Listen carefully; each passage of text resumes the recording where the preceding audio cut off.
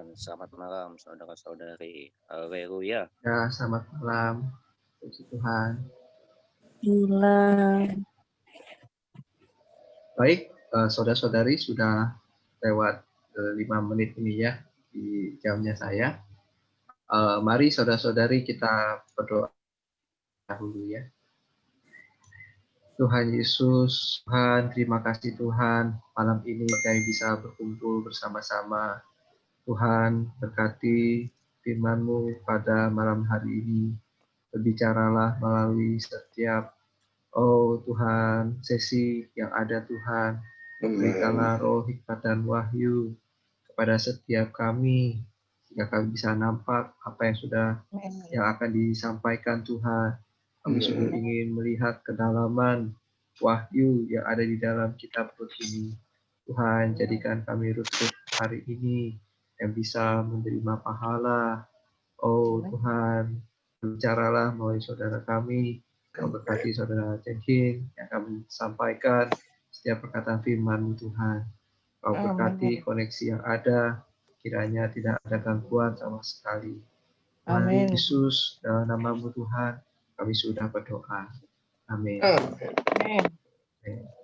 Baik, puji Tuhan, saudara-saudari, kita bisa berkumpul kembali ya di minggu ini ya, seri kitab Rut. Kita akan membahas mengenai bagaimana Rut benar-benar adalah teladan kita. Kita boleh melihat wahyunya. Kita mau seperti Rut ya, apa dan kenapa perlu mendapatkan Boas, kemudian menjadi nenek moyang Kristus. Apa saja wahyu-wahyunya ya kiranya lupa ya, Cak. Kita malam ini kita bisa benar-benar menggali dan mendapatkan Alkitabnya. Kemudian nanti ada sesi tanya jawab, jadi saudara-saudari boleh juga memberikan pertanyaan, menyiapkan pertanyaannya di chat. Nanti selesai saudara kita menyampaikan, kita akan membahasnya. Baik, demikian kepada saudara Cenhin, kami persilakan.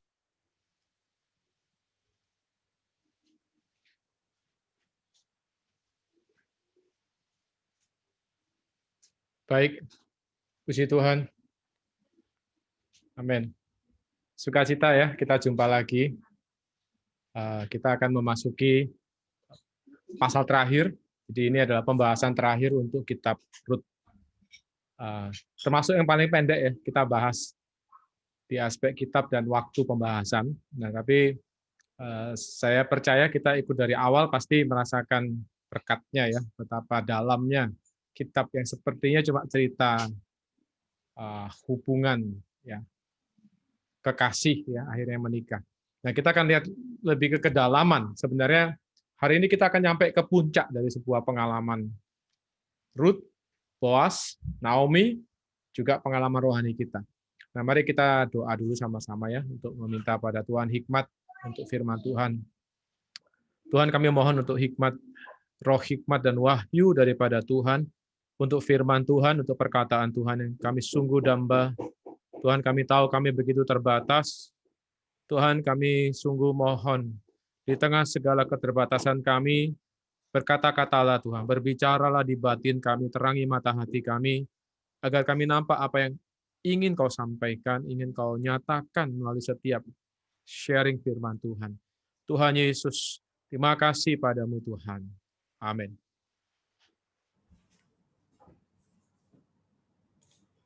Baik, salam damai sejahtera buat kita semua mungkin yang baru saja bergabung atau yang sudah berminggu-minggu bergabung bersama kita. Haleluya. Sukacita ya.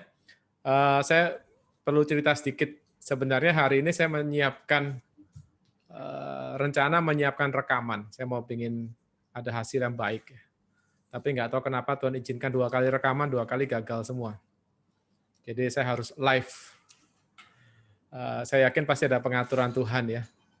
Ada sesuatu yang Tuhan ingin kita juga lihat sama-sama mengenai beban. Karena ini ternyata setelah saya persiapkan baik-baik, enggak mudah. Karena ini bicara sesuatu yang sangat berhubungan dengan pengalaman kita setiap hari. Ya, kita sudah mendapatkan Kristus sebagai juru selamat kita. Itu fakta. Dia adalah suami kita. Itu adalah fakta. Kita sudah mendapatkan warisan, yaitu roh di dalam kita. Yang tidak lain adalah Kristus sendiri, itu juga adalah fakta.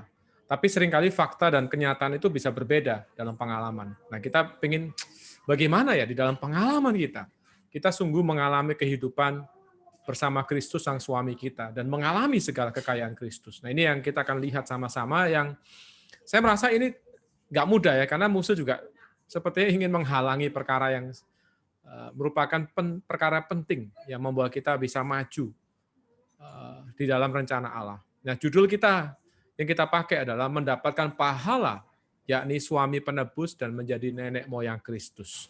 Kurang menarik secara luaran, ya, tapi saya beritahu Anda ini sangat penting. Ya, kita perlu mendapatkan pahala bukan berkat materi, tapi mengalami Kristus sang suami penebus. Dan kita bisa menjadi orang yang melahirkan Kristus. Nah, ini kan bulan Desember ya, orang Kristen rame-rame mengingat Yesus lahir Natal, ya kan. Tetapi seberapa dalam ya pemahaman kita, seberapa real pengalaman kita, itu jadi tanda tanya. Ya, banyak kan orang hanya sebatas seremoni, ya, tradisi. Tapi apa makna yang sejati? Nah, mari kita lihat sama-sama malam ini. Kembali saya mengingatkan bahwa kitab ini, bagi yang pertama bergabung mungkin atau yang sudah bergabung berapa minggu, bahwa kitab ini berisi apa? Ini yang kalau kita ingat, maka kita nggak susah memahami. Yaitu dia berbicara mengenai jalan, posisi, kualifikasi, dan hak dari orang dosa. Kita adalah orang dosa, tapi kita menemukan jalan, mendapatkan posisi, dan diberi kualifikasi serta hak untuk apa? Berbagian di dalam Kristus dan menikmati Kristus. Nah, ini adalah kisah Rut, kisah kita. Ya, saya harapkan terakhir setelah kita menyelesaikan kitab ini, kita menjadi orang Kristen yang menikmati Kristus. Ya, seberapa banyak Kristus Tuhan kita jadi pengalaman kita. Itu jadi pertanyaan besar. Ini yang harus menjadi pergumulan kita. Karena kalau kita sudah percaya Yesus, tidak ada masalah dengan keselamatan kita. Tetapi, apakah kita mengalami Kristus? Bahkan sampai bisa menjadi seperti Rut yang bisa melahirkan Kristus. Ya, sebenarnya bukan langsung Kristus, jadi menjadi generasi yang menyiapkan jalan bagi Kristus lahir ke dunia. Nah, ini adalah penting buat kita hari ini. Kita akan masuk ke poin ke-6. Ya, kita masuk ke poin ke-6 bicara mengenai upah Rut demi ekonomi Allah. Ini kata ekonomi Allah, moga kita tidak lupa ya. Ekonomi Allah bicara rencana kekal Allah. Yang sangat berhubungan dengan tujuan dia menciptakan manusia. Supaya manusia bisa mengekspresikan Allah, menyatakan Allah, mewakili Allah, memerintah di atas muka bumi. Melalui apa? Menerima Allah masuk ke dalam kita. Nah, ini adalah kisah yang penting. Bagaimana Allah menjadi pengalaman kita. Inilah ekonomi Allah. Dan Rut mengalami ini. Rut mendapatkan ini. Nah, moga ini jadi dorongan buat kita ya. Nah, hari ini kita cuma bahas 3 poin sebenarnya. 3 poin mengenai upah Rut. Apa yang Rut dapatkan? Apakah puncak pengalaman dari Rut ketika dia hidup ya mengikut umat Allah? Mendapatkan Boas. Lebih tepatnya Boas mendapatkan dia di kisah ini. Yaitu dia ditebus dari hutang suaminya yang telah mati. Kemudian dia mendapatkan kembali apa? Suami yang menebus, yaitu Boas. Ketiga, dia menjadi nenek moyang Raja Daud dan Kristus Yesus. Nah, puji Tuhan. Ini adalah faktanya, ya. Dan fakta objektif di dalam Alkitab. Nah, tetapi kita harus lihat beban kita tidak menggali sejarah. Tapi kita ingin lihat dari sejarah ini wahyu apa yang Tuhan ingin kita lihat. Nah, kita perlu ingat ya kisah yang pasal 3 kemarin. Pasal 3 kemarin kita sampai ke sebuah titik krusial di mana Naomi menyarankan Rut untuk meminta supaya Boas menjadikan dia istrinya. Ya kan, dengan cara apa? Rut datang ke tempat pengirikan di tengah malam, berlindung di bawah jubah di kakinya Boas, Dan Boas merespon sangat positif. Ya, aku mau menebus engkau. Nah, berarti Boas menerima. Boas juga ada hati terhadap Rut. Nah, puji Tuhan, Kristus ada hati terhadap kita ya. Orang dosa ini Tuhan mengasihi kita. Tetapi kita perlu lihat ada satu masalah di sini. Yaitu apa? Yang saya sebutkan kemarin. Satu masalah ini harus diselesaikan.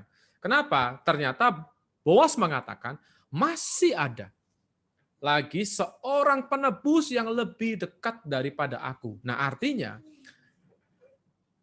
Boas ini, sebelum Boas ada lagi satu orang yang lebih dekat. Nah, dia yang berhak menebus ladang milik Elimelek, termasuk keluarganya dan Rut di dalamnya. Nah, artinya kalau penebus yang Boas katakan itu mau ambil, maka Boas akan kehilangan Rut. Nggak mudah ini, ya. Tapi kita lihat bahwa kisahnya berbeda. Ya, kita lihat Boas dikatakan dia berjuang. Ya, Naomi kan katakan pada Rut, nggak usah khawatir, orang ini akan kerjakan dengan baik. Kita tenang saja, ya kan? Kristus juga sama ya. Boas adalah Kristus kita. Dia adalah suami kita. Dia adalah penebus kita. Bagaimana jalan dia tempuh untuk mendapatkan kita? Kita nggak usah khawatir. Dia pasti mendapatkan kita. Ya kan? Cuma masalahnya kita perlu lihat di dalam pengalaman kita. Perlu kerjasama kita. Ya, Rut bekerja sama dengan menyediakan dirinya, ya kan, membuka hatinya. Boas mengerjakan bagian dia. Nah, hari ini kita lihat ya di pasal 4 ayat 1 bahwa pasal 4 ini dimulai dengan kisah Boas. Bagaimana Boas membereskan urusan yang krusial untuk mendapatkan Rut. Nah, puji Tuhan, Tuhan yang membereskan segala perkara. Untuk apa? Mendapatkan kita. Ya, sangat baik. Dan ketika Boas bertemu, dikatakan pasal 4 ayat 1, dimulai dengan apa? Boas pergi ke pintu gerbang. Duduk di sana, dan lewatlah penebus yang disebutkan Boas. Jadi, dia berjumpa dengan orang yang lebih layak, bukan lebih layak, lebih dekat posisinya untuk menebus Rut. Dan dia mengatakan, hai saudara, datanglah kemari, duduklah.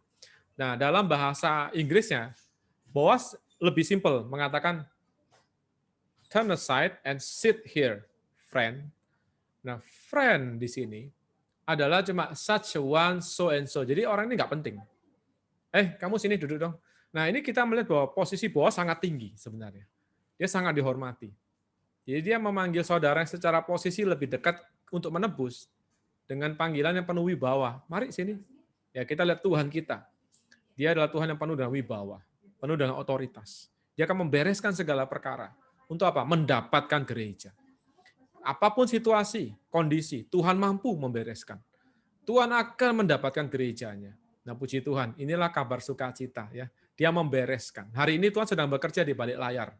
Untuk apa? Mendapatkan gereja yang kudus dan tidak bercela, yang siap bagi diri dia.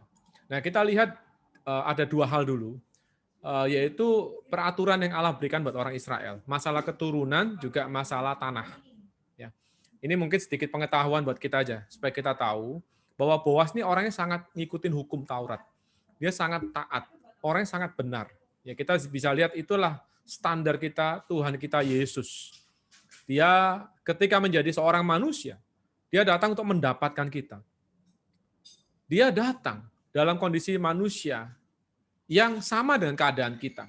Tetapi dia tidak ada dosa. Dia bukan orang yang semena-mena melanggar hukum Taurat. Dia yang menggenapkan hukum Taurat. Ya kan? Tuhan kita adalah yang satu-satunya manusia yang bisa menggenapkan ketentuan hukum Taurat. Hanya dia. Nah, Boas dalam figur ini sangat sempurna. Dia ikuti semua peraturan hukum Taurat. Nah, di Ulangan dikatakan bahwa kalau di dalam keluarga Israel ada seorang yang mati tanpa punya anak laki, maka saudara suaminya harus menghampiri perempuan itu. Dan inilah disebut perkawinan ipar. Supaya apa? Supaya perempuan itu mendapatkan anak laki-laki, tetapi dengan nama almarhum yang meninggal. Nah, inilah penentuan Allah.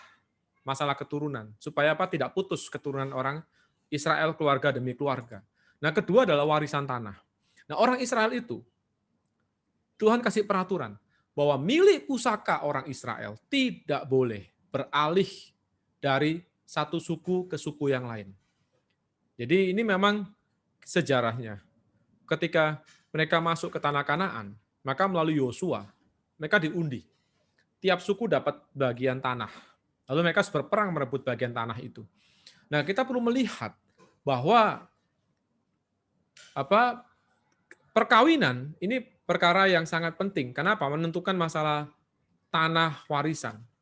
Nah, yang pasti Allah sudah mewariskan tanah yang tidak bisa diwariskan, tidak bisa dipindahkan. Nah, ini bicara apa? Sebenarnya puji Tuhan ya, ketika kita diselamatkan, kita telah mendapatkan warisan. Ya, Kolose pasal 1, kalau kita baca baik-baik pasal 1 ayat 11 dan 12. Ya, kita mengatakan bahwa kita perlu mengucap syukur dengan sukacita kepada Bapa yang melayakkan kamu untuk mendapat bagian, atau dalam bahasa Inggrisnya allotted portion, yang ditentukan untuk orang-orang kudus di dalam terang. Jadi ini bicara apa? Setiap orang yang telah diselamatkan. Di dalam kisah ini, Ruth adalah orang yang telah diselamatkan. Karena dia telah berpindah ke tanah permai. Nah, kita sebagai orang yang telah diselamatkan, sebagai orang Israel yang sejati hari ini, yang dulunya orang dosa, orang Moab, telah mendapat bagian. Nah, ini saya mau menambahkan perkara keselamatan yang Allah berikan buat kita tidak bisa dibatalkan.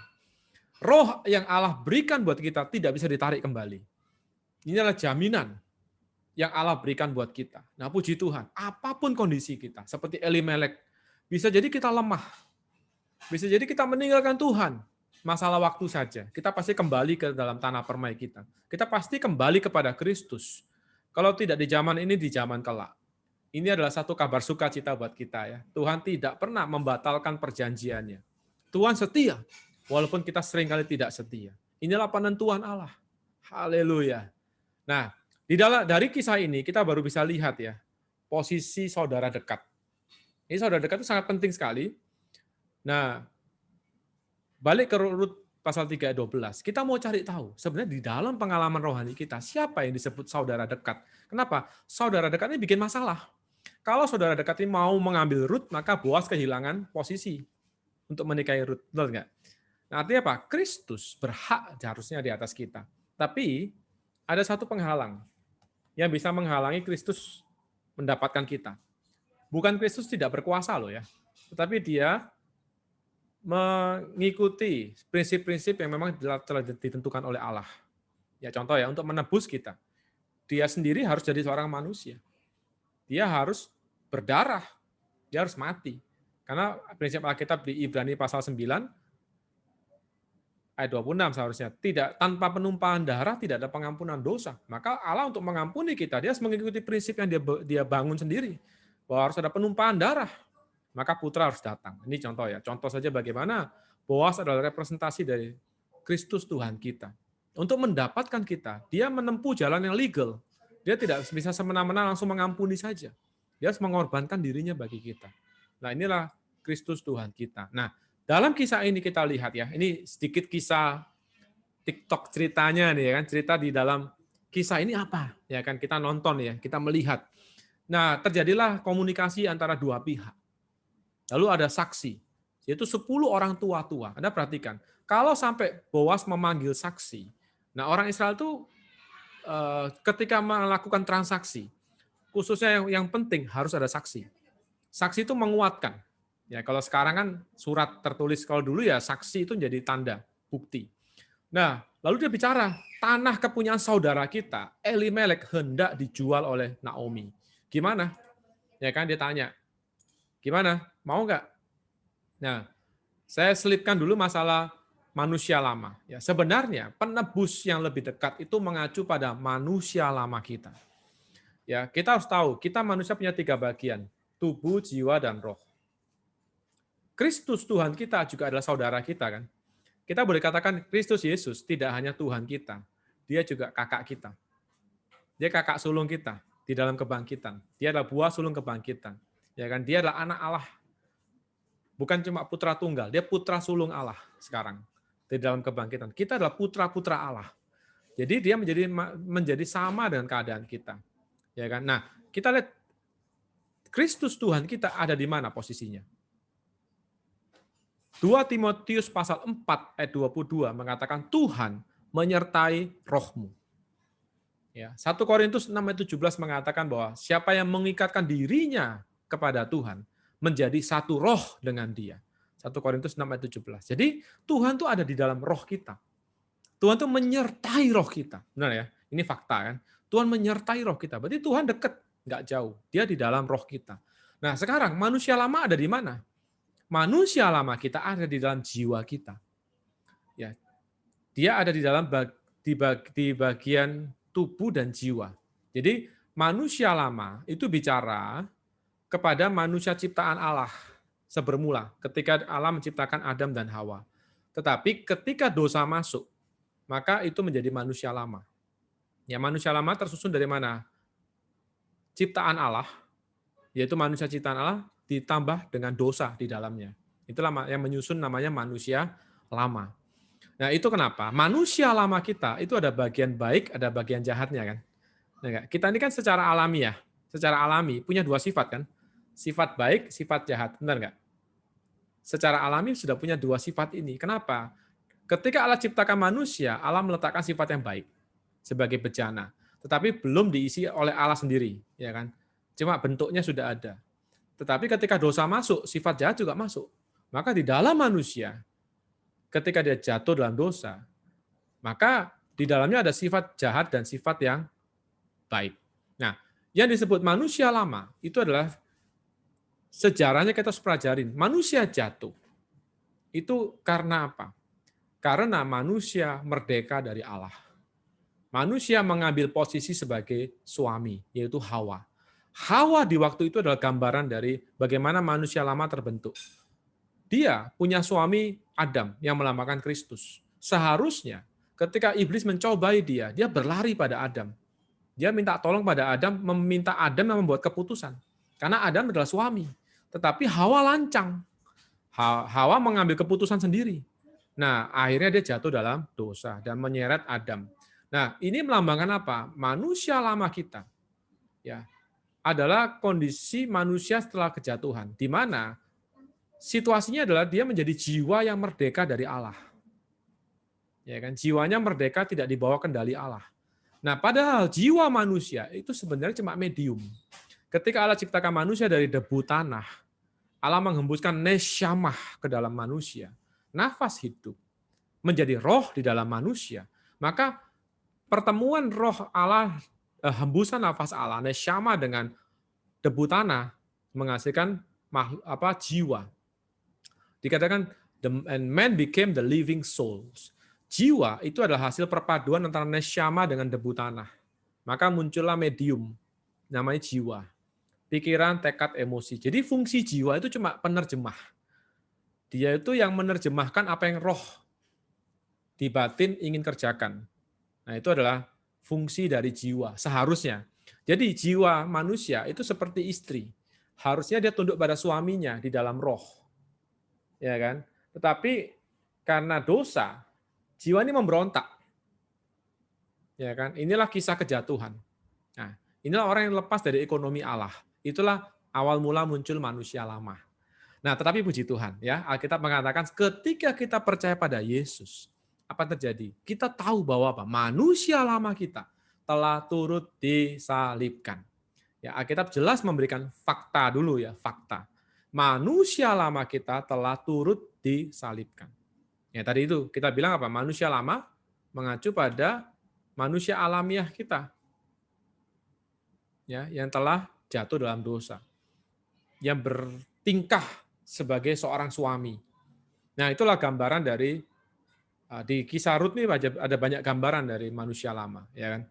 Nah, ketika Rut ya mengikut umat Allah, kondisinya suaminya sudah meninggal, ya kan. Nah, ini bicara ketika kita percaya pada Tuhan, maka sebenarnya dalam fakta manusia lama kita turut disalibkan, ya. Nah, tapi di dalam pengalaman manusia lama kita tuh masih suka hidup, suka nongol, ya kan. Ya, dia sudah kehilangan posisi, tetapi di dalam pengalaman kita, dia itu masih suka apa? Menonjolkan diri, mengeluarkan, ya contoh kayak Petrus. Petrus manusia lamanya sangat kuat sekali. Ya kan? Ketika Tuhan katakan dia akan naik ke atas kayu salib. Respon Petrus adalah, Guru, sesekali kau tidak akan mati. Tapi jawaban Tuhan, respon Tuhan apa? Enyahlah engkau iblis. Jadi manusia lama bisa kita katakan jelmaan dari iblis di dalam manusia. Ya kan? Dia menyatakan kehendak iblis. Nah, manusia lama kita itu, kalau di Roma 7 ayat 19, ya, mengatakan bahwa sebab bukan apa yang aku kehendaki, yaitu yang baik yang aku perbuat, melainkan apa yang tidak aku kehendaki, yang jahat yang aku kehendaki. Jadi kita perlu menyadari bahwa manusia lama kita juga punya keinginan untuk berbuat baik. Dan tapi ada manusia ya, ada bagian yang jahat. Yang sudah tercemar oleh dosa ini selalu mengalahkan yang baik. Ya kan? Itulah kenapa manusia terus bergumul ya kan, kalah lagi, gagal lagi ya kan. Nah, ini pengalaman dari orang Kristen. Setelah kita diselamatkan, kita ini punya manusia baru dan manusia lama. Manusia baru melalui kelahiran kembali di dalam roh kita.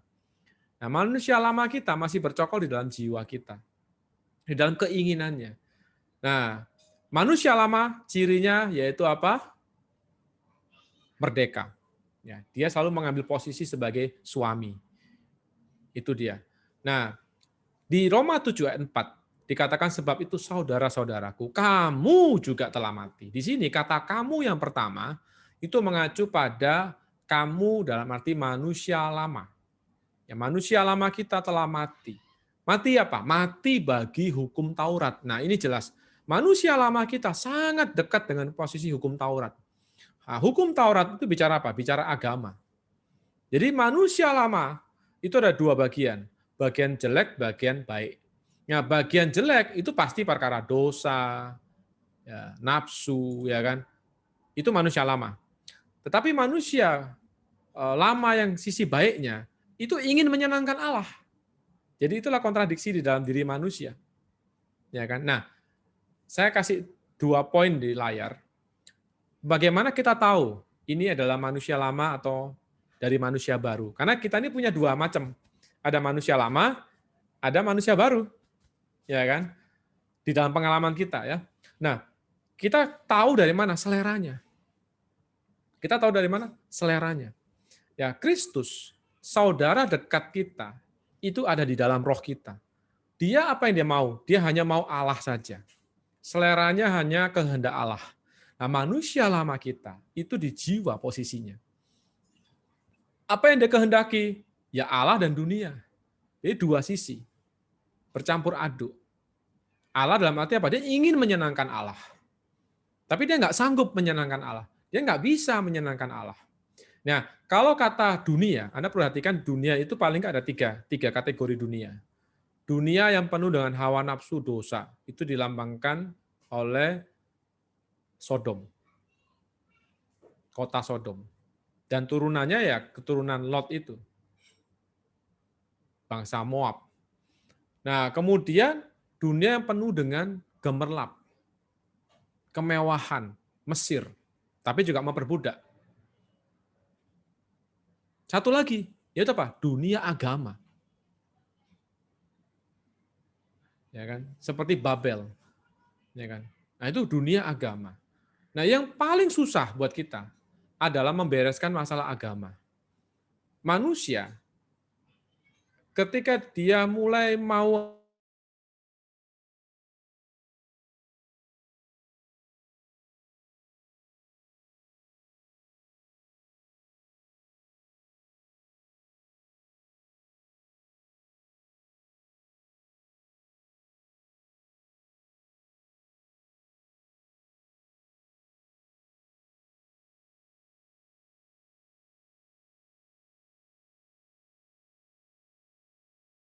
mohon maaf, suara sempat hilang ya.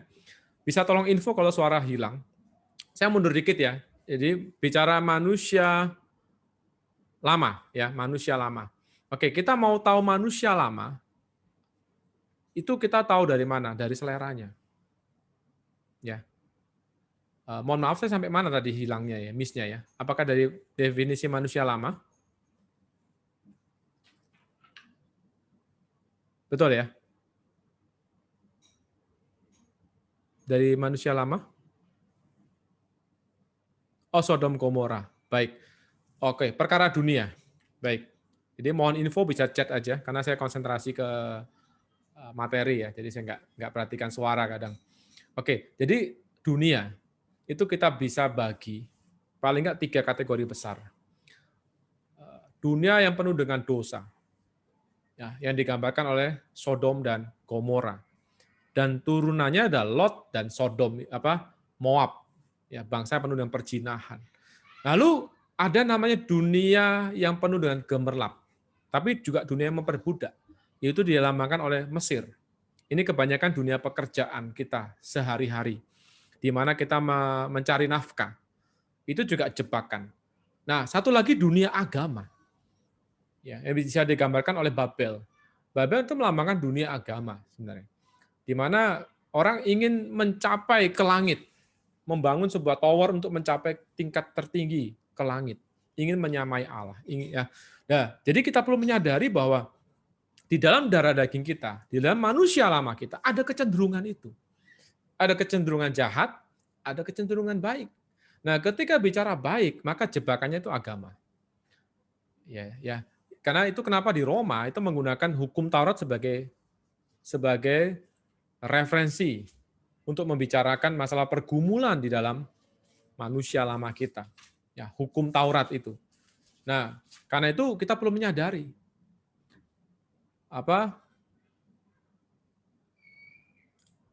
di sini bahwa manusia lama yang jatuh, khususnya di dalam agama. Ini kalau Anda lihat kitab ya, Alkitab. Ada satu kitab yang khusus membahas masalah agama, yang diwakili oleh agama Yahudi sebenarnya, yaitu kitab Galatia. Ya, di mana kaum saleh itu tersimpangkan. Tidak lagi berfokus kepada Kristus, tetapi mereka jatuh ke dalam dunia yang jahat dikatakan. Yaitu apa? Di kitab Galatia dikatakan Kristus menggantikan hukum Taurat dan berlawanan dengan agama dan tradisi. Jadi hari ini kita di dalam kehidupan kita beragama ya. Agama itu kan penyembahan kepada Allah, tetapi tanpa realitas, tanpa Kristus. Itulah yang terjadi dengan wanita di sumur di Yohanes pasal 4. Ya, ketika dia berjumpa dengan Kristus, dia kehausan. Lalu dia menimba air. Ya, ketika Yesus jumpa perempuan ini menarik. Dia ini kan orang dosa, jelas-jelas. Punya suami gonta-ganti. Sekarang pun kumpul kebo. Ya, istilah kata gitu. Tapi dengan Yesus dia bisa bicara soal agama. Dia bicara nenek moyang kita beribadah di atas gunung, ya kan? Tuhan ngomong, "Hei perempuan, kalau kamu tahu siapa saya, ya kan? Kamu pasti akan minta air kepada saya.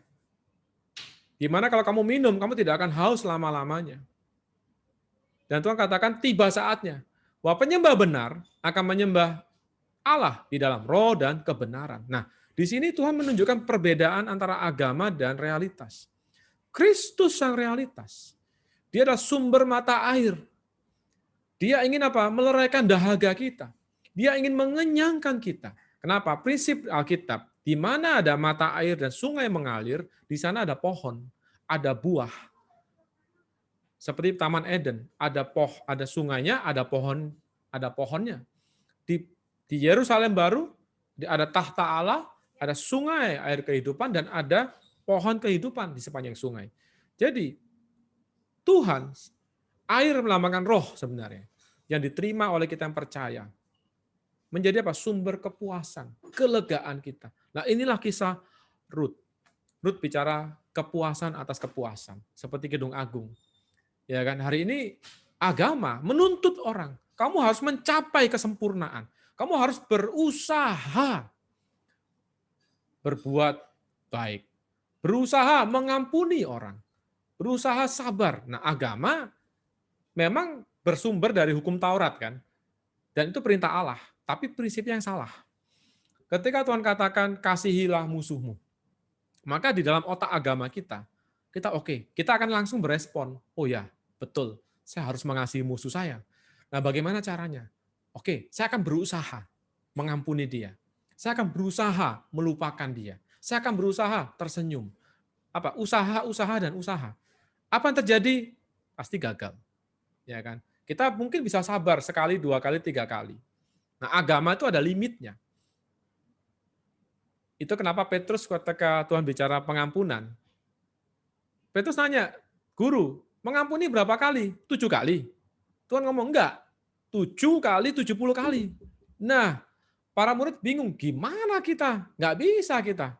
Ya kan? Tuhan katakan lagi di Matius 5:48, "Hendaklah kamu sempurna, sama seperti Bapamu yang di surga adalah sempurna." Nah, bingung lagi gimana caranya. Ya kan? Nah, sekalian, agama itu menuntut seseorang. Dan kalau orang itu bisa mencapai satu titik tertentu, maka dia akan sombong. Kenapa? Dia merasa saya ada pencapaian. Nah, itulah para ahli Taurat. Ya kan? Nah, moga kita diselamatkan. Kita perlu menyadari agama, usaha kita untuk menyenangkan Allah itu menghalangi kesatuan kita dengan Kristus. Itulah sebenarnya Kisah pasal 4. Ya kan? Agama adalah penghalang terbesar dari pengalaman kita akan Kristus. Bahkan cara doa pun bisa jadi agama loh. Ya kan? Mungkin kita doa sukanya silent. Terus ada yang rame, kita nggak bisa doa lagi. Kenapa? Bagi kita doa itu harus silent. Nah itu maka cara berdoa menjadi agama kita. Menjadi tata cara yang baku yang kita pegang. Nah, masalahnya gini, bisa nggak kita berdoa di tengah suasana hiruk pikuk dan berdoa di suasana yang silent? Bisa nggak kita berdoa sambil nyetir mobil? Bisa nggak kita berdoa sambil masak? Nah, seharusnya bisa. Kenapa? Allah itu roh. Bukan masalah tata caranya. Nah, moga kita diselamatkan. Tata cara seringkali menghalangi pengalaman kita akan Kristus.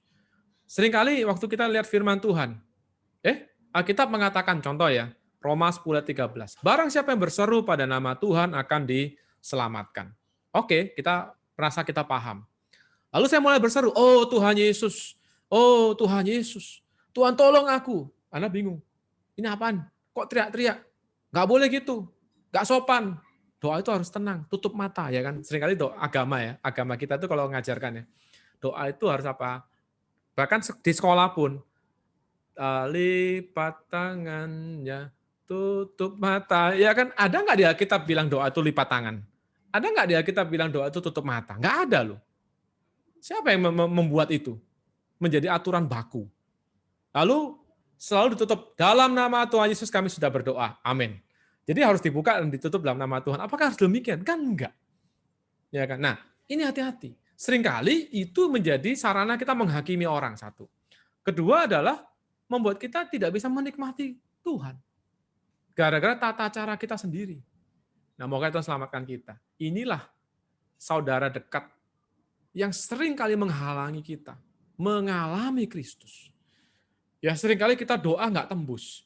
Lalu ada mengajarkan, seru nama Tuhan saja. Karena memang Alkitab mengatakan, di ratapan jelas, ya Tuhan aku berteriak kepadamu dari dasar lubang yang paling dalam.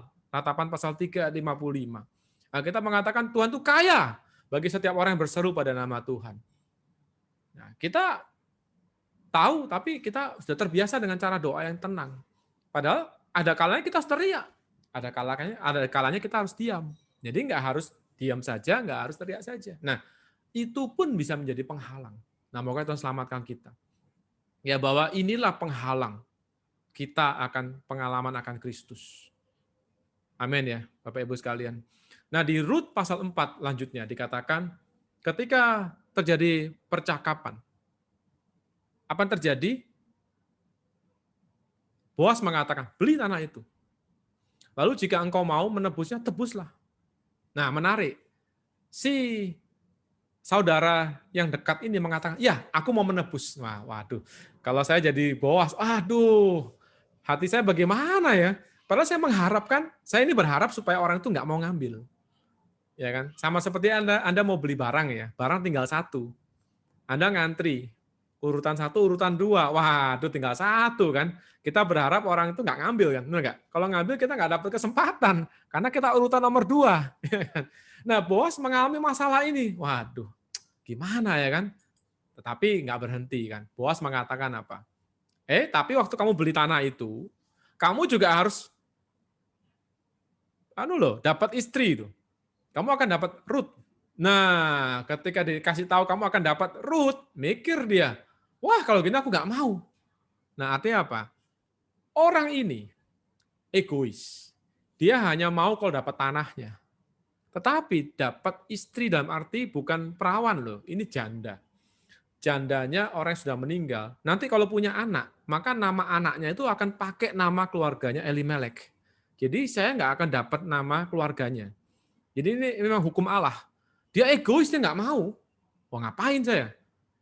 Repot-repot besarin, ngurusin nama orang lain. Nah inilah agama. Agama itu selalu apa? Ingin mendapatkan keuntungan untuk diri sendiri. Benar nggak? Kalau kita dalam agama ya, kita selalu berpikir ya, ini apa sih manfaatnya buat saya? Ini apa sih manfaatnya buat saya? Ya kan? Saya dapat berkat apa sih? Inilah agama. Beda dengan Tuhan. Tuhan sang Boas sejati lebih memikirkan kepentingan Ruth, lebih memikirkan kepentingan Naomi. Karena sebenarnya Boas juga nggak perlu tanah itu. Nambah Ruth juga beban, nambah Naomi juga beban, ya kan? Tetapi dia adalah orang yang tepat. Dia menebus. Memang kalau dia harus menebus, tetapi memang kita lihat tidak hanya masalah hukum ya, tetapi dia memang mengasihi. Dia mengasihi Ruth. Nah, moga puji Tuhan lihat Tuhan kita. Dia sangat mematuhi hukum yang ada. Karena tahta Allah juga didirikan di atas keadil benaran. Tapi dia juga penuh dengan kasih pada kita. Nah, puji Tuhan, inilah kisah Boas. Nah, kisah manusia lama tadi saya katakan. Dia tidak sanggup menebus. Dia tidak mau menebus lebih tepatnya. Tidak sanggup dan tidak mau. Ya kan, Roma 8 ayat 3 mengatakan sebab apa yang tidak mungkin dilakukan hukum Taurat. Kenapa? Karena tak berdaya oleh daging. Telah dilakukan oleh Allah. Kita tahu kan? Di kisah ketika Yesus mau ditangkap di Taman Getsemani. Tuhan katakan berjaga-jagalah. Ikutlah berdoa. Tetapi yang terjadi mereka tertidur. Maka Tuhan katakan memang roh memang penurut, tetapi daging itu lemah, ya kan? Seringkali kita ingin, tetapi kita selalu dikalahkan. Nah, kenapa? Kita selalu tidak berdaya memenuhi tuntutan hukum Taurat.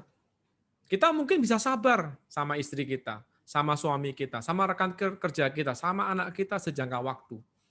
Tapi lama-kelamaan kalau nggak berubah, kesel juga kita, marahlah kita. Maka kita melanggar. Ya, maka kita jatuh. Inilah ketidaksanggupan kita. Puji Tuhan. Tuhan, Allah kita, puji Tuhan, dia mengutus anaknya sendiri. Haleluya. Inilah Boas. Boas datang, dia diutus. Boas dengan sengaja mencari saudaranya ini. Dia sengaja menyiapkan diri untuk apa? Mendapatkan Ruth. Nah, puji Tuhan. Tuhan kita demikian. Dia datang untuk mendapatkan kita. Orang Moab ya, yang tidak layak. Tapi Tuhan cinta kita. Menarik kan? Inilah kisah Kidung Agung ya, yang pernah kita bahas. Hitam aku, tetapi cantik. Di pandangan Allah, manusia itu cantik. Allah melihat jauh ke depan. Ya, di dalam pandangan Allah tidak ada ruang dan waktu. Tuhan kita melampaui ruang dan waktu. Dia melihat manusia sudah sampai kekal. Dia melihat bahwa ada umat tebusannya yang kelak akan menjadi mempelainya yang cantik. Nah, puji Tuhan. Inilah kisah manusia lama kita yang kasihan, tapi puji Tuhan, kita ada pengharapan. Karena kita juga memiliki manusia baru. Ya, manusia baru kita. Ini di Roma 7 ayat 4b, ya kan? Mengatakan supaya kamu menjadi milik orang lain. Nah, puji Tuhan. Inilah kisah Ruth. Ya, di mana Ruth telah kehilangan suaminya yang meninggal. Lalu penebusnya pun tidak sanggup membayar dan tidak mau membayar. Puji Tuhan, manusia baru adalah bagian dari diri kita yang telah lahir kembali. Nah, puji Tuhan, hari ini kita telah dilahirkan kembali. Nah, kita telah diposisikan dengan tepat. Yaitu apa? Sebagai istri, secara fakta. Nah, di dalam pengalaman kita perlu memposisikan diri sebagai istri. Tuhan kita, sang suami kita, Ada di mana? Di dalam roh kita. Karena itu sebagai orang Kristen, kita harus sering-sering kembali ke dalam roh kita. Di mana Kristus ada, di mana dia sang kepala ada. Di 1 Korintus 11 ayat 3 ya, mengatakan bahwa tetapi aku mau supaya kamu mengetahui hal ini, yaitu kepala dari tiap laki-laki ialah Kristus. Kepala dari perempuan ialah laki-laki, dan kepala dari Kristus ialah Allah. Ada kepala, kepala, dan kepala. Kepala itu artinya kita harus meletakkan diri di atas, di bawah sebuah otoritas. Ya, otoritasnya bukan otoritas dari raja yang bengis, tapi kepalanya kita adalah sang kekasih kita sendiri. Nah, puji Tuhan, kita perlu memilih di dalam pengalaman kita. Yaitu memilih Boas. Ya, Boas sudah siap. Di sana, di dalam kisah ini, Ruth memang sudah siap juga. Ya, karena puji Tuhan, manusia lama kita telah disalibkan. Dan dia tidak sanggup. Ya, manusia lama kita di sisi baiknya tidak sanggup memenuhi tuntutan hukum Taurat. Hanya Tuhan kita yang sanggup memenuhi tuntutan hukum Taurat. Nah, karena itu di Roma 8 ayat 4 melanjutkan bahwa tuntutan hukum Taurat digenapi oleh siapa? Oleh kita. Di dalam kita yang tidak hidup menurut daging, tetapi hidup menurut roh. Inilah kekepalaan. Ya, contoh ya. Tuntutan hukum Taurat menuntut kita ya untuk jangan berzina. Contoh ya, jangan membunuh. Jangan kamu marah. Di Perjanjian Baru lebih besar, lebih tinggi. Ya kan? Jangan kamu memandang aja kamu pengen aja sudah berdosa. Ya kan? Kamu marah aja sudah membunuh, betul nggak? Nah, ini kan berarti kita gagal pasti kan? Udah berapa kali kita membunuh? Ya kan? Tapi puji Tuhan ada darah ya, darah yang mengampuni. Cuma kan kita terus berulang jatuh, benar nggak? Nah, hari ini kita perlu sadar bahwa kuncinya penggenapan hukum Taurat, penggenapan tuntutan Allah itu di dalam kita. Nah, di dalam kita ada siapa? Ada suami kita. Di dalam roh kita. Nah, karena itu kita perlu baik-baik kembali ke dalam roh. Nah, kita perlu menyadari satu hal, kita ini nggak sanggup. Ya kan? Kita perlu menyadari Tuhan, Kau yang bisa menebus aku. Jadi seperti Ruth minta tolong, Boas tolong Boas. Tolong Boas. Tebus aku. Nah, sama. Terhadap Tuhan, kita perlu menyadari itu satu hal, yaitu kita nggak sanggup. Jangan berusaha sabar.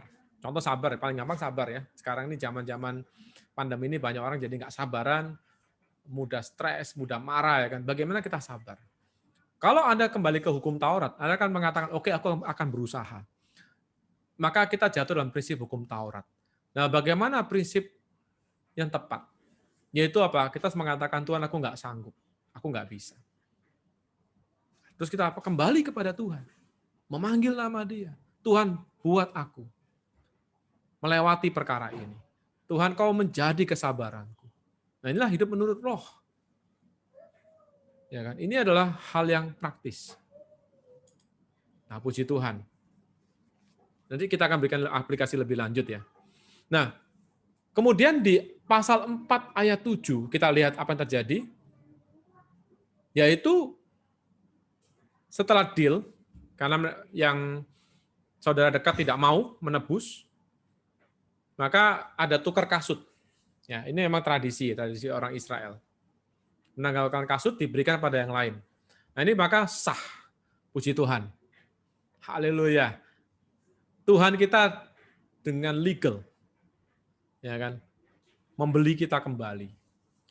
Iblis dengan ilegal menawan kita. Kita ini ditawan di dalam dosa secara ilegal. Secara tidak sah. Dengan cara ditipu. Benar nggak? Manusia jatuh. Tapi Tuhan membeli kita dengan cara yang legal. Ya kan? Dengan cara yang benar. Dengan cara yang adil. Karena Allah kita memang atributnya adalah kasih, terang, adil, benar. Itu nggak bisa dilanggar. Tuhan kita nggak bisa dilanggar. Salah ya salah. Tapi Dia mengasihi kita. Puji Tuhan. Perkara itu disahkan. Puji Tuhan. Kita orang Kristen tahu bahwa tanda penebusan sah dengan apa? Darah Kristus. Di malam sebelum Tuhan disalibkan, Tuhan mengadakan meja perjamuan. Tuhan katakan, ini adalah tubuhku yang terbelah bagi kamu. Ini adalah darahku, darah perjanjian baru. Yang disahkan dengan apa? Darahku. Jadi Tuhan dengan sah membeli kita, mendapatkan kita. Wow, puji Tuhan. Inilah Ruth, inilah Boas kita. Ya, maka dia katakan di ayat 8. Dia mengatakan kalian jadi saksi bahwa segala milik Elimelek, segala milik Kilion dan Mahalon aku beli dari tangan Naomi. Puji Tuhan. Wah, kita sukacita ya. Kita dengar cerita ini sepertinya mudah ya, karena Boas orang kaya. Tetapi kalau kita lihat Tuhan kita nggak mudah. Dia kaya. Dia pemilik alam semesta. Tapi tidak hanya kaya, dia kaya dengan rahmat. Seperti Boas, kaya dengan rahmat. Dia sangat memperhatikan kondisi para janda ini. Dan dia mengasihi. Puji Tuhan, Tuhan kita kaya dengan rahmat. Dan dia membeli kita dengan sah. Kita telah dibeli dengan darahnya yang mahal. Dengan darah yang mustika. Nah, puji Tuhan.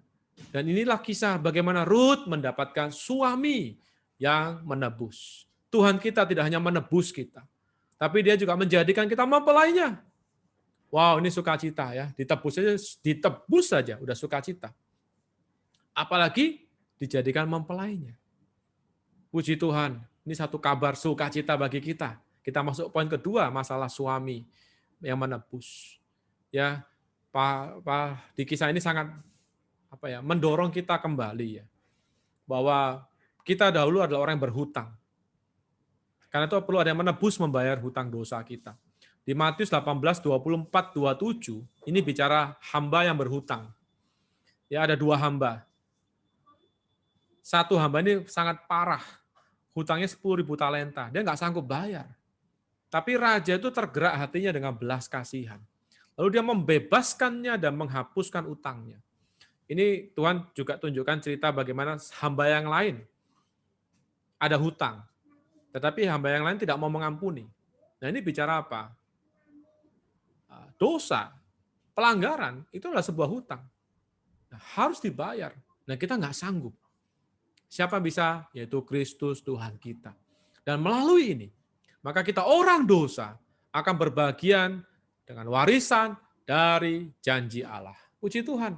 Ketika Ruth kembali ke tanah permai, dia mendapatkan kekayaan tanah permai, tapi masih sebagian kecil. Dia belum memiliki hak penuh. Namun dengan menikah dengan Boas, maka dia sepenuhnya bisa memiliki, menikmati apa yang Boas miliki. Nah, puji Tuhan, sama. Hari ini ya, kita mungkin ada kenikmatan akan Tuhan dengan berbagai jalan. Mengalami Tuhan. Tetapi kalau Tuhan belum menjadi suami kita, di dalam pengalaman kita nggak akan bisa mengalami kekayaan Kristus yang tidak terduga, yang kaya dan limpah. Nah, hari ini di Efesus jelas mengatakan bahwa Paulus diberi amanat untuk memberitakan Injil kepada orang-orang bukan Yahudi. Ya, supaya apa? Orang-orang yang bukan Yahudi karena berita Injil. Puji Tuhan, haleluya, ada berita Injil. Injil artinya apa? Good news, kabar sukacita, ya kan? Kabar sukacita bukan hanya karena Yesus lahir, tapi kabar sukacitanya yaitu Yesus mati. Dia membeli gereja.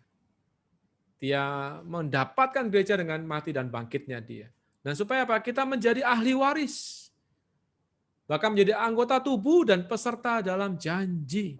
Wow, inilah kabar sukacita. Hari ini semua ini ada di mana? Di dalam roh kita. Nah, karena itu pilihan di tangan kita. Kita mau nggak mengalami ini? Faktanya sudah. Ya, fakta adalah fakta. Tapi di dalam pengalaman kita, kalau kita masih berusaha di dalam ruang lingkup agama kita, quote unquote, usaha kita, maka kita akan kehilangan suami kita. Kita akan menjadi orang yang miskin. Tapi puji Tuhan, jalannya sederhana. Kita harus menanggalkan segala pencapaian kita. Kita harus kembali mengambil Tuhan sebagai suami kita di dalam roh kita. Nah, lalu ada doa berkat, ada pernyataan berkat buat Rut. Ini bagus sekali. Alkitab mencatat perkara berkat ya. Semua orang yang menyaksikan itu sangat bersuka cita. Lalu mereka memberkati Rut. Dikatakan apa? Kiranya Tuhan membuat perempuan yang akan masuk ke rumahmu itu sama seperti Rahel dan Lea, yang keduanya telah membangun umat Israel. Ada Rahel, Lea. Ya kan? Nah, ini menarik. Kenapa? Anda mesti tahu arti kata bahasa aslinya. Rahel artinya domba. Lea artinya lelah. Ini kan lucu ya. Kiranya kamu menjadi domba yang lelah. Lah kan berkatnya nggak bagus sekali. Tapi domba yang lelah ini bisa membangun umat Israel. Ya, kita tahu kan dalam sejarah dari Rahel dan Lea lahirlah 12 suku Israel. Ya kan? Inilah Israel, pangeran Allah yang melambangkan kerajaan Allah di muka bumi. Nah, hari ini apa ya aplikasinya? Aplikasi demikian. Kalau kita ingin menjadi tempat kediaman Allah, menjadi kesaksian Tuhan di muka bumi, menjadi wakil otoritas Allah di muka bumi, maka kita perlu menjadi Rahel dan Lea. Kalau kita adalah Rut yang menikah dengan Boas dalam pengalaman kita, saya sudah bahas minggu lalu kan, kita perlu hidup bersama suami kita. Apapun kita harus kembali pada suami kita. Kita jangan pernah menyatakan kita sanggup. Kita harus kembali, Tuhan kau yang sanggup. Tuhan pimpin aku Tuhan. Tuhan pilih walaupun aku nggak suka. Nah, kalau demikian, kita akan menjadi domba. Domba itu apa? Mendengar suara gembala. Tuhan katakan dia adalah gembala dan pemelihara jiwa kita. Seberapa banyak kita menjadi Rahel. Seberapa banyak kita menjadi domba peliharaan Tuhan. Seberapa banyak kita digembalakan oleh Tuhan kita yang ada di dalam roh kita. Caranya bagaimana? Caranya adalah berbalik ke dalam roh kita. Dan kita perlu menyadari kita cuma Lea. Lemah. Tak berdaya. Tanpa Kristus jatuhlah kita. Saudara sekalian, saya boleh jujur ya, berkata dan bersaksi. Saya ada di sini sekarang bukan karena saya. Tapi karena tangan Tuhan masih menopang saya. Seperti Paulus katakan, I am what I am by the grace of God. Aku adalah aku karena kasih karunia Allah. Sering kali Paulus mengalami masa-masa dia putus asa. Dia merasa capek melayani. Ya kan, dia merasa hampir mau mati. Tapi puji Tuhan, apa yang Paulus kerjakan? Dia kembali pada Tuhan sang gembalanya. Tuhan bisa mengatakan cukuplah kasih karuniaku. Tuhan menggembalakan Paulus. Di tengah ombak badai, Tuhan menggembalakan Paulus yang telah dalam situasi yang lelah. Tapi dari pelayanan Paulus, terbangunlah gereja-gereja. Nah, hari ini sama. Kita perlu menyadari inilah berkat. Kita perlu seperti Rut yang berpaut pada umat Allah. Mengambil Boas sebagai suami kita. Maka dengan jalan ini, kita akan menjadi domba yang digembalakan Tuhan. Di tengah situasi, kondisi yang kita harus menyadari. Kita ini cuma Lea. Kita ini lemah. Kita ini tak berdaya tanpa Kristus. Nah, puji Tuhan. Inilah berkat. Jadi kalau Anda merasa Anda itu lemah, itu Anda diberkati. Diberkatilah Anda. Kalau Anda merasa aku tidak bisa apa-apa, itu berkat. Kalau kita masih merasa aku bisa kerjakan segala hal, itu bahaya. Tuhan perlu mungkin menggarap kita. Mungkin Tuhan perlu seperti Naomi, perlu dihajar dulu sama Tuhan. Sampai seperti Yakub, perlu disentuh pangkal pahanya. Sampai dia menjadi pincang. Di waktu itulah dia menjadi Israel. Nah, puji Tuhan, hari ini kita perlu Tuhan terus menjamah kita. Ya. Dan berkat berikutnya adalah bagi Rut, dikatakan, biarlah engkau seperti keturunan Peres. Seperti Peres. Kita tahu, Peres itu artinya apa? Menerobos. Peres itu adalah anak dari Yehuda. Ya. Yang seharusnya keluar kedua, karena dari hasil dengan Tamar, ya, Yehuda dengan Tamar, termasuk kategori incest sebenarnya. Tapi itu jadi generasi yang menurunkan Kristus. Nah, ketika anak itu mau lahir, yang pertama, tahu-tahu yang kedua nongol duluan, maka disebut Peres, menerobos. Saudara sekalian, kita ini sebagai Ruth hari ini ya. Kalau kita terus mengalami pengembalaan Tuhan, ya kan, di tengah situasi yang kita sadar kita ini lemah, maka kita akan menjadi orang yang menerobos. Kita akan mengalami kuat kuasa kebangkitan Tuhan. Itulah orang Kristen. Nah, itulah umat Allah. Karena kita memiliki suami kita, karena kita mengalami suami kita, maka suami kita menjadi sumber kekuatan kita, menjadi sumber tenaga kita. Supaya apa? Kita bisa menjadi kesaksian Tuhan di muka bumi ini. Dan hasil ketiga, ini yang terpenting, yaitu apa? Dia menjadi nenek moyang dari Raja Daud dan Kristus Yesus Tuhan kita. Nah, puji Tuhan, orang dosa yang tidak layak bisa menjadi garis yang mendatangkan Kristus. Nah, saya berharap dari persekutuan kami dalam kitab Rut, kita ada aspirasi, ya. Kita ada satu iman bahwa Tuhan bisa kembali terlahir dari diri kita. Ya, memang tidak terlahir secara fisik. Ya, Paulus mengatakan dia berjuang, bergumul untuk orang-orang dia layani supaya rupa Kristus ternyata di dalam orang-orang dia layani. Nah, rupa Kristus harus terlahir keluar. Melalui apa? Dia bertumbuh dari roh kita ke dalam jiwa kita, memenuhi bagian-bagian diri kita. Sehingga apa? Kita bisa menyatakan apa adanya Kristus. Inilah Kristus terlahir kembali di dalam diri kita. Inilah kisah Natal sebenarnya. Kalau kita bicara Natalan, ya ini loh Natal. Bagaimana Kristus kembali terlahir. Tidak hanya di roh kita. Kalau Anda sudah percaya Yesus, ya dia di roh kita. Tetapi apakah dia terlahir meluas ke dalam pikiran kita, emosi kita, tekad kita, dalam cara kita memutuskan sesuatu, dari cara kita berpakaian, adakah Kristus dinyatakan di sana? Nah, itulah kelahiran yang muncul ketika kita mengambil Kristus sebagai suami kita. Rut bisa melahirkan anak karena dia menikah dengan Boas. Kita juga sama.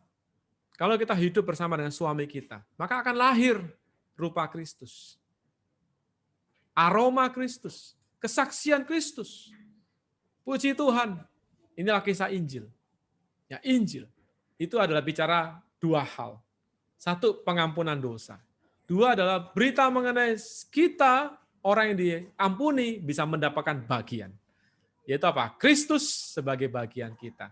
Kristus sebagai suami kita. Puji Tuhan, inilah kisah Injil. Nah, kemudian kita lihat lagi tidak hanya Rut diberkati. Naomi juga diberkati, ya kan? Wah, dikatakan terpujilah Tuhan yang telah rela menolong engkau pada hari ini. Ya, terus orang memuji-muji Naomi, kenapa? Mantumu itu, Rut itu, perempuan yang lebih berharga daripada 7 anak laki-laki. Artinya apa?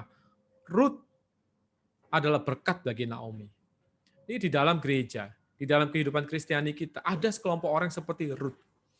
Kalau saya bilang Kidung Agung, adalah seperti orang dalam kitab Kidung Agung, orang yang tergila-gila pada Kristus.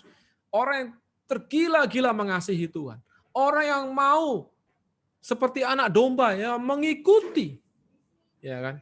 Para pemenang adalah mereka yang mengikuti anak domba itu kemana dia pergi. Nah, hari ini Tuhan nggak butuh banyak orang. Tuhan butuh satu Rut.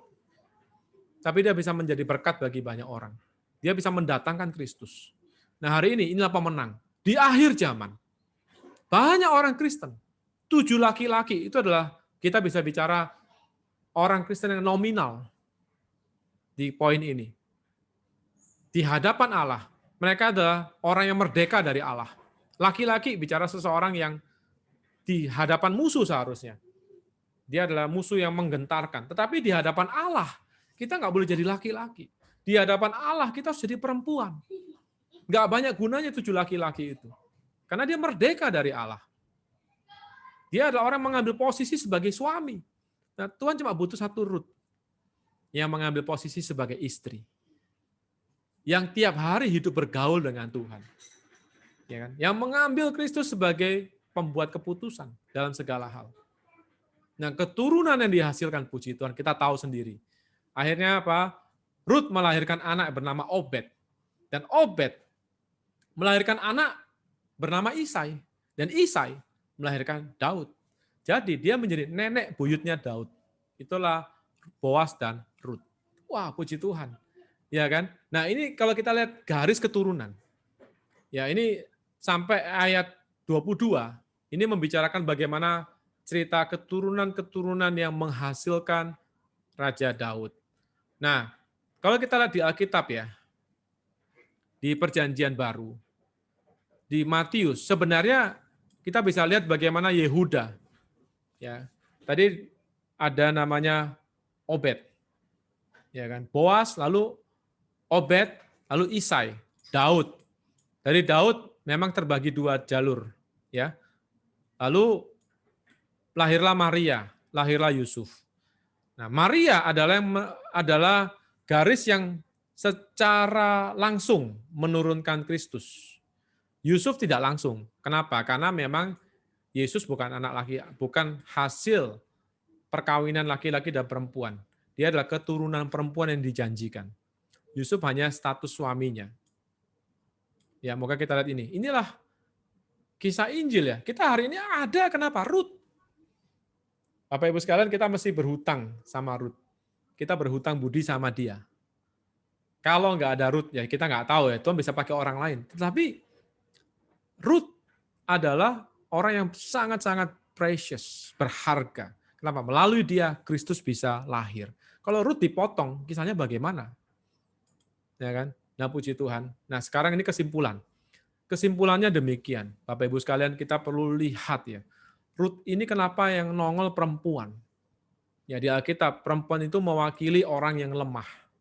Tetapi Alkitab secara positif menunjukkan perempuan adalah sosok yang sangat mutlak ketika bicara mengasihi Tuhan.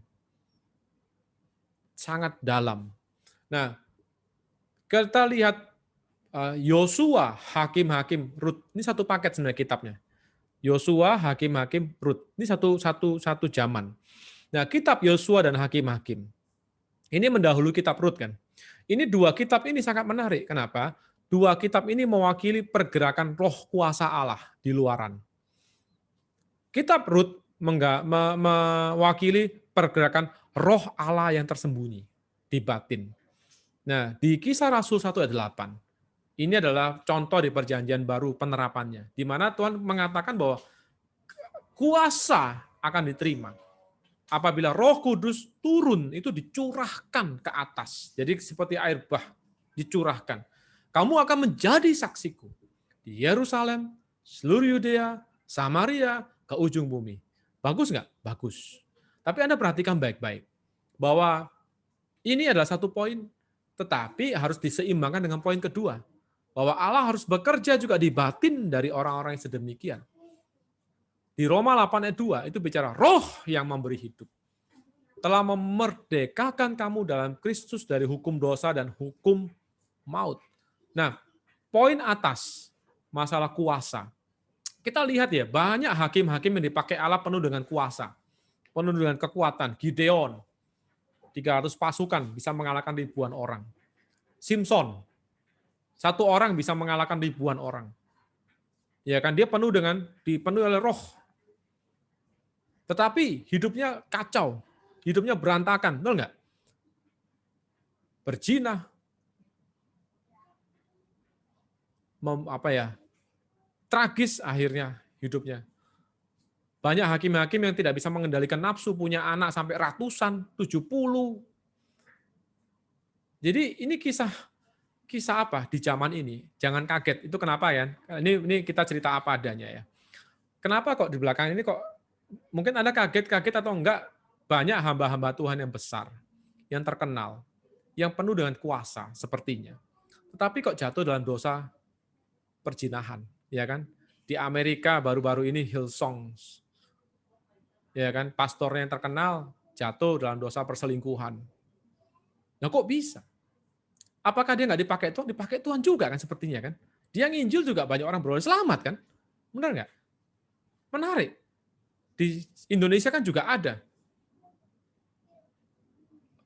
Gerejanya berkembang biak tuh, banyak nambah orang, tapi pendetanya berzina. Nah gimana? Nah ini kita harus tahu bahwa karunia tidak berbanding lurus dengan pertumbuhan. Kita sadar ya, untuk lahirnya Kristus perlu kematangan. Kristus terlahir. Kita lihat orang-orang yang melahirkan Kristus bukan orang tipe-tipe yang penuh dengan kuasa, quote unquote. Tapi yang tipenya apa? Hidupnya benar di hadapan Allah. Manusianya benar di hadapan Allah. Ya kan? Ada yang nggak benar latar belakangnya, tapi dia bertobat, bersatu dengan umat Allah yang benar. Ya kan? Sehingga dia melahirkan Kristus. Nah, hari ini Kristus bisa datang. Waktu itu gara-gara apa? Orang. Jadi Allah itu lebih memperhatikan orang daripada apa yang dia kerjakan. Ya kan? Yang bisa mendatangkan Tuhan itu adalah orang. Anda perhatikan ya. Kelak Yesus bisa datang kedua kali karena ada apa? Wahyu pasal 12. Karena lahirnya anak laki-laki. Ketika anak laki-laki dilahirkan, itulah pemenang di akhir zaman yang martir bagi Tuhan. Maka terjadi peperangan di surga. Ular akan dilempar ke bumi dan mulailah kesusahan besar. Nah, dan zaman akan diakhiri. Nggak butuh banyak. Tuhan cuma butuh sekelompok kecil aja. Tuhan cuma butuh sekelompok kecil orang seperti Rut yang hidupnya apa? Berpaut pada Allah. Hidup satu dengan Boas. Untuk apa? Melahirkan Kristus. Tidak perlu model kayak hakim-hakim. Tidak perlu model kayak siapa itu? Simpson. Kita lihat gereja di Korintus. Kurang apa? Gereja Korintus luar biasa kan? Gereja di Korintus itu hebat sekali. Penuh dengan kuasa. Penuh dengan hal-hal adikodrati. Tetapi Paulus mengatakan kamu itu masih bayi. Makanan bayi yang kuberikan kepadamu, susu yang kuberikan. Kenapa? Kamu masih daging, masih karnal. Masih ada perselisihan di tengah-tengah kamu. Ada perpecahan, ada pergolong-golongan, ada perzinahan, ada dosa yang seharusnya tidak ada di tengah-tengah umat Allah. Tetapi kok mereka penuh dengan manifestasi kuasa juga kan? Jadi manifestasi kuasa sepertinya tidak berbanding lurus ya, dengan pertumbuhan rohani. Dan kuasa-kuasa yang kelihatan tidak bisa mendatangkan Tuhan kembali. Yang bisa mendatangkan Tuhan kembali adalah mempelai perempuan. Anda perhatikan, mempelai perempuan itu bicara kedewasaan. Kita waktu percaya Yesus, waktu lahir kembali menjadi bayi, dikatakan. Hendaklah kamu menjadi seperti bayi yang baru lahir, kan? Benar nggak? Artinya kita perlu growing. Toh. Roma 8, ya, Roma 8 juga jelas mengatakan bahwa Allah turut bekerja dalam segala situasi untuk mendatangkan kebaikan. Apa kebaikannya? Yaitu apa? Supaya kita yang telah dipilih, ditentukan, kita dijadikan serupa dengan gambaran anaknya. Jadi kita diserupakan, dimuliakan. Itu adalah proses di mana kita didewasakan. Dengan cara apa? Kadar Kristus harus bertambah. Nah, bagaimana caranya? Kita setiap hari berbalik kepada Tuhan. Kita harus bisa sampai taraf bukan lagi aku, tetapi Kristus. Bukan lagi aku, tetapi Kristus. Aku bukan siapa-siapa. Kristuslah segalaku. Nah, ini moga jadi pengalaman kita.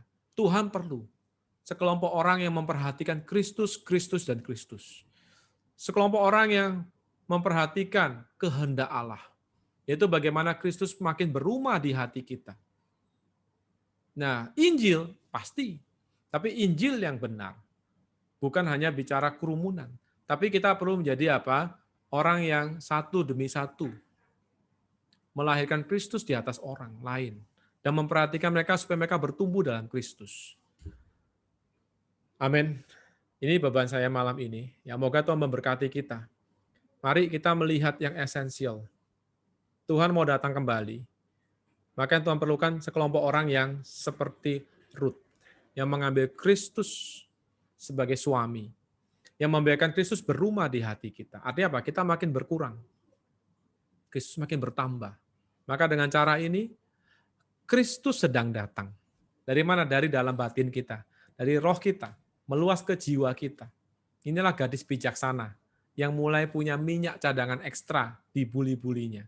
Dia akan siap ketika Tuhan datang kembali. Dan Tuhan datang kembali untuk itu. Tuhan akan mengangkat mereka yang telah matang. Ya kan? Puji Tuhan. Memang di sisi yang lain tetap kita melayani dengan setia. Ya, perlu memberitakan Injil, tapi jalannya harus benar.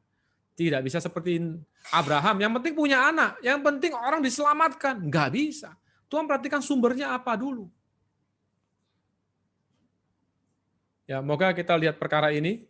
Tuhan memberkati kita. Saya mau tutup ya persekutuan seri Ruth ini dengan sebuah lagu. Ya nggak tahu Anda tahu apa enggak. Tapi ini sebuah lagu yang saya rasa adalah sebuah doa ya. Sangat baik, yaitu tumbuh dalamku ya Tuhan. Ya, lagu ini dikarang oleh Johann Lavater. Kalau pernah tahu Johann Lavater. Jadi dia damba Kristus tumbuh di dalam dia. Saya nyanyikan lagu ini ya. Kalau yang Anda tahu boleh di tempat masing-masing boleh nyanyi bersama saya ya. Lagunya demikian. Mungkin kalau saya bisa putar, saya putarkan ya.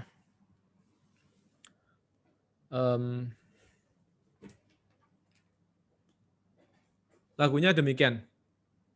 Tumbuh dalamku ya Tuhan, yang lain ku tak harap.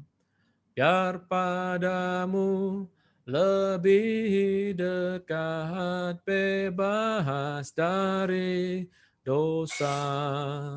Naungilah dengan tenagamu, biar ku jadi teguh. Sinarmu terangi jalanku, hayatmu telan maut. Moga kita jadikan 4 minggu kisah Rut ini dengan satu kesimpulan, satu doa. Tuhan tumbuh dalamku. Tuhan tumbuh dalamku. Dengan cara apa? Tuhan, aku mau terus berbalik kepadamu. Tuhan, aku mau mengambil Dikau sebagai suamiku. Tuhan, aku tidak mau mengandalkan diriku. Tuhan, aku hanya mau Engkau saja. Engkau saja yang kuharapkan. Nah, puji Tuhan, melalui jalan ini, kita percaya, maka Tuhan bisa memberkati kita. Tuhan bisa memakai kita bagi ekonominya, bagi perampungan rencananya, bagi kedatangan yang kedua kali. Moga melalui kita, puji Tuhan, Tuhan ada jalan. Mari kita doa. Tuhan, kami doa kembali di hadapan Tuhan. Terima kasih atas perkataan Tuhan. Mohon terus di hadapan Tuhan, kami minta tumbuhlah dalam diri kami. Tuhan, kami mau Tuhan mengalami kehidupan seperti Ruth, hidup di tanah permai, hidup bersama sang suami kami sejati di dalam roh kami, di dalam firman Tuhan, agar hari demi hari Kau makin bertambah dalam kami. Melalui kami rupa Kristus ternyatakan, melalui kami Injil tersebar luas. Banyak orang juga bisa mengalami Kristus terlahir. Tuhan Yesus, melalui kami biarlah Kau bisa dipersiapkan datang kembali kedua kali. Terima kasih Tuhan Yesus, kami cinta pada Tuhan. Amin. Puji Tuhan. Firman Tuhan sampai sekian, Tuhan berkati kita. Amin.